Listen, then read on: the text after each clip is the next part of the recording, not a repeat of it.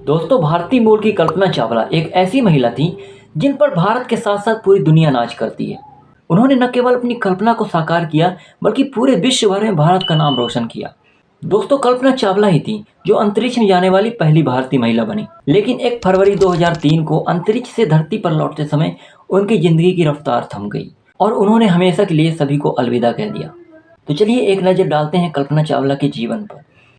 तो hello friend, मैं हूं अभिषेक मिश्रा और आप देख रहे हैं AM ज्ञानपीठ। तो चलिए स्टार्ट करते हैं। 1 फरवरी का दिन था और सारी दुनिया को कल्पना चावला के धरती पर लौटने का बेसब्री से इंतजार था। लेकिन कोलंबिया स्पेस शटल के दुर्घटनाग्रस्त होने की वजह से कल्पना की उड़ान थम गई और वो अमर हो गई। भले ही वो हमारे बीच नहीं रही, परंतु दुनिया के लिए वो मिसाल बन गई।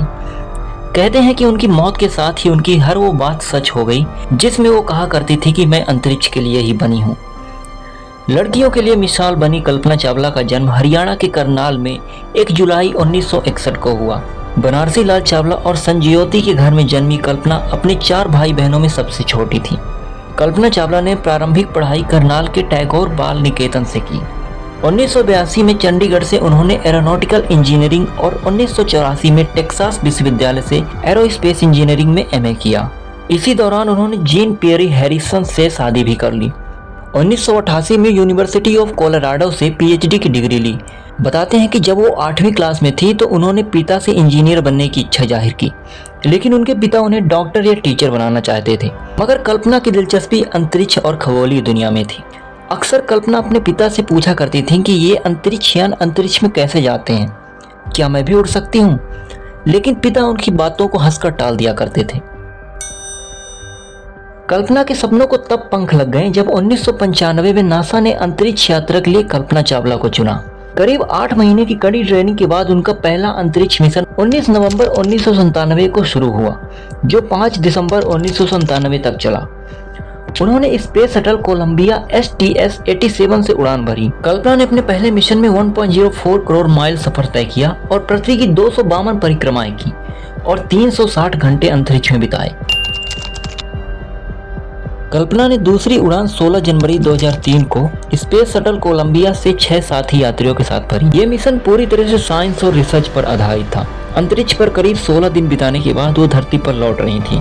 उनका अंतरिक्ष यान धरती से करीब 2 लाख फीट की ऊंचाई पर था, जिसकी रफ्तार करीब 20,000 किलोमीटर प्रति घंटा थी। वे धरती से इतना करीब थी कि अगले कुछ मिनट में उनका यान धरती पर उतरने वाला था। पूरी दुनिया उनका और उनके साथियों का बेसब्री से इंतजार कर रही थी। तभी एक खबर आई कि नासा का इस यान से कांटेक्ट नहीं हो पा रहा है। कोई कुछ समझ पाता इससे पहले खबर आई कि जिस अंतरिक्ष यान में कल्पना अपने 6 साथियों के साथ लौट रही थी, उनका यान दुर्घटनाग्रस्त हो गया है, जिसमें कल्पना समेत उनके 6 साथियों ने दुनिया को अलविदा कह दिया। साइंटिस्ट ने बताया कि जैसे ही कोलंबिया ने अर्थ के एटमॉस्फेयर में एंटर किया, वैसे ही उसके थर्मल प्रोटेक्शन सिस्टम में गड़बड़ी हो गई और उसके विंग्स टूट गए। यान का तापमान बढ़ने से ये हादसा हुआ। कहा जाता है कि अक्सर कल्पना कहा करती थी कि मैं अंतरिक्ष के लिए बनी हूँ और इसी के लिए मरूंगी। आखिरकार ये बात सच हो। महज 41 साल की उम्र में उन्होंने अपनी दूसरी अंतरिक्ष यात्रा की, लेकिन लौटते वक्त हादसे का शिकार हो गई। बेशक कल्पना चावला हमारे बीच नहीं रही, पर सबके लिए वह एक मिसाल बन गई।